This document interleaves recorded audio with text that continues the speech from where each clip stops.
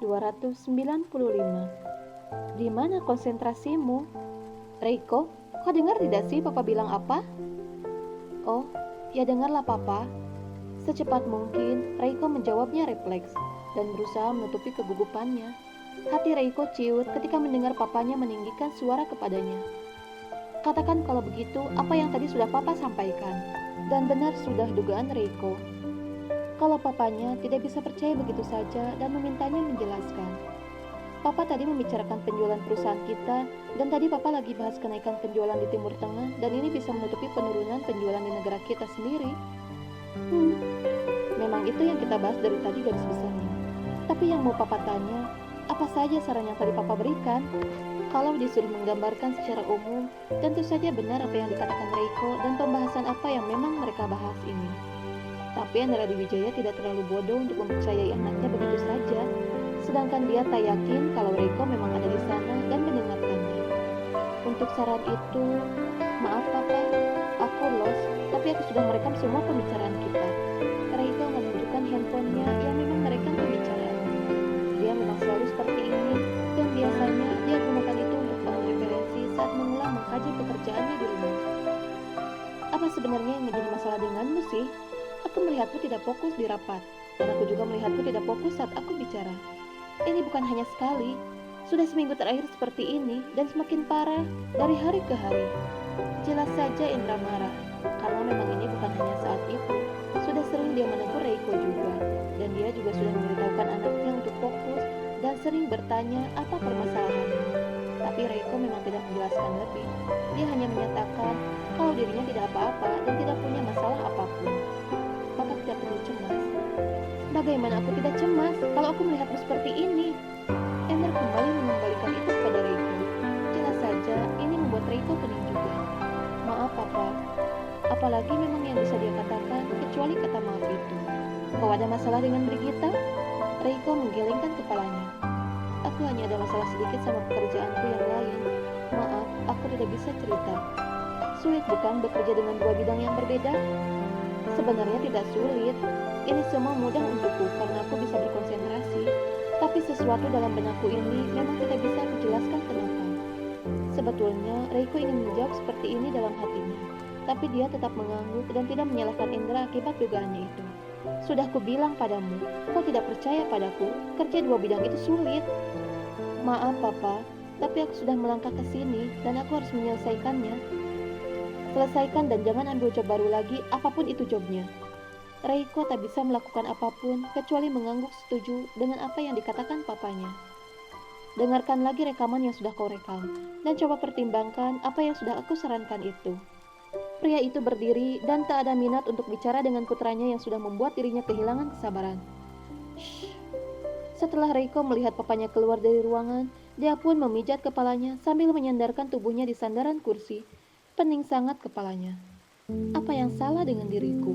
Lagi-lagi, pertanyaan itu muncul dalam benaknya. Yang aku lakukan semuanya sudah benar. Aku tidak boleh seperti ini terus. Hubunganku dengannya tidak boleh berlanjut lebih jauh lagi. Iya, inilah yang mengganggu pikirannya. Tapi semakin aku melakukannya, sepertinya tubuhku juga semakin melemah. Aku semakin gila dan aku sebenarnya ingin sekali melihatnya. Reiko kesal sendiri dan kini dia membuka lagi laptopnya. Bahkan, aku menunggu-nunggu dia keluar dari kamarnya, hanya untuk melihat wajahnya. Ada apa dengan diriku? Tanya yang membuat hati Reiko juga menyeruak rasa sakit di dalam sana. Hubunganku dengan B baik-baik saja. Kami tidak ada masalah. Aku masih mencintainya dan aku jelas sangat menyukainya. Hubungan kami bukan sebuah hubungan yang sederhana, dan aku tahu aku tidak mungkin menggantikan B dengannya. Setelah hampir 3 minggu tidak bertemu Aida, Reiko berusaha meyakini dirinya soal ini. Tapi tentu ada juga yang membuat dirinya tak mengerti. Kenapa aku menginginkannya juga? Apa karena rasa kasihanku padanya sudah berkembang menjadi rasa lainnya? Tanya yang juga belum bisa dijawab oleh Reiko. Dia tidak mengharapkan ada rasa apapun yang tersisa di sana. Dia yakin sekali rasa yang muncul pada seorang wanita dalam pikirannya ini tidak harus ada. Sudahlah, banyak yang harus kulakukan. Aku tak boleh terus-terusan melihatnya seperti ini. Reiko menutup laptopnya dan dia mengambil sesuatu di mejanya. Aku rasa, andaikan aku merapikan sedikit mejaku dan mengurangi semua yang ada di sini, akan lebih baik dengan suasana baru di kantorku dan press. Ini akan membuatku lupa dengan masalahku ini dan fokus bekerja. Entah pemikiran dari mana, Reiko mengambil keputusan seperti itu. Habis, dia sudah bingung harus bagaimana lagi memastikan kalau dirinya tidak apa-apa. Karena itu, dia mengambil barang-barang perintilan dan tadinya hendak memasukkan ke laci. Tapi, kardigannya itu masih ada di dalam plastik laundry.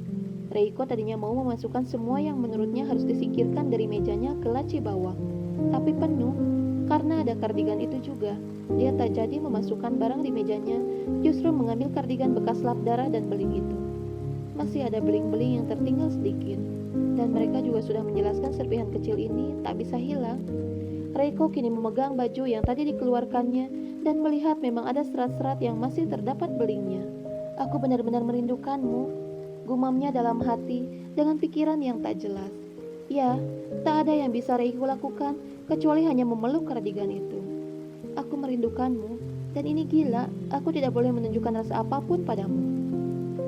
Saya tak pernah bermimpi disentuh pezina, Pak. Jijik saya, dan demi Allah, saya tidak pernah ingin Bapak menyentuh saya. Ada sesuatu dalam benaknya yang terngiang membuat Reiko mengambil keputusan seperti itu tadi. Semuanya hanya berdasarkan perjanjian. Ingat, Pak, hubungan kita tidak lebih dari pembantu dan majikan. Kontrak kerjasama bisnis, semua sudah diatur di atas kertas dan itu tidak lebih. Dan bahkan Tuhan pun tahu kalau kita semua hanya pura-pura. Jadi selalu aja, saya bukan istri Bapak. Dan ada sesuatu pula yang diingatnya yang membuat tangannya mencengkram kardigan itu begitu erat. Entah apa yang ada dalam benak Reiko, tapi yang pasti saat ini emosinya tak stabil dan hatinya merasa sangat tak nyaman.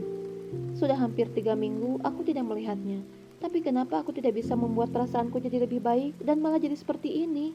Setelah bertanya begitu, dia malah kembali memeluk kardigannya. Aku tidak melakukan apapun padamu, aku hanya menyimpan bagian darimu ini saja. Tak salah kan jika aku menyimpan ini, karena kau juga sudah membuangnya. Bisik hati Reiko yang memang tidak mau memberikan kardigan itu. Apakah itu sebuah souvenir dan mengingat ini malah menyakitkan hatinya? Suatu saat nanti, kalau kau pergi dariku, mungkin aku bisa menyimpan ini. Anggap saja ini adalah pemberian darimu untukku. Tapi ketika dia bicara begini, apa-apaan aku seperti wanita menangis begini? Cih, malah air matanya yang keluar. Dia tak tahu lagi harus bagaimana. Aku ingin melihatmu langsung dan aku merindukanmu. 3 minggu sudah tidak bertemu, tapi kenapa rasa itu tidak hilang juga? Bukankah Reiko pernah tidak bertemu dengannya selama 2 bulan dan semua baik-baik saja, tak pernah ada masalah? Kenapa saat ini dia justru bermasalah? Tak jelas pikirannya. Namun, di sini Reiko mengingat sesuatu. Saat ini kau masih bersama denganku. Saat ini semua tanggungan keluargamu masih menjadi tanggunganku. Dan aku tak akan membiarkanmu hidup dalam kondisi kekurangan nanti saat kita sudah berpisah. Itu yang ada di dalam benaknya setelah dirinya mengingat sesuatu yang pernah dibicarakan oleh adik-adik Aida di Dufan. Sesuatu dalam ingatannya yang membuat dirinya tersenyum simpul dan kini menggerakkan tangannya mengambil handphonenya. Mungkin aku bisa melakukan ini sebagai alasan untukku memastikan kalau kamu akan hidup baik-baik saja meski kita sudah tak bersama. Reiko tak yakin, tapi setidaknya ingatlah aku sedikit saja tentangku di hatimu. Apa tak bisa?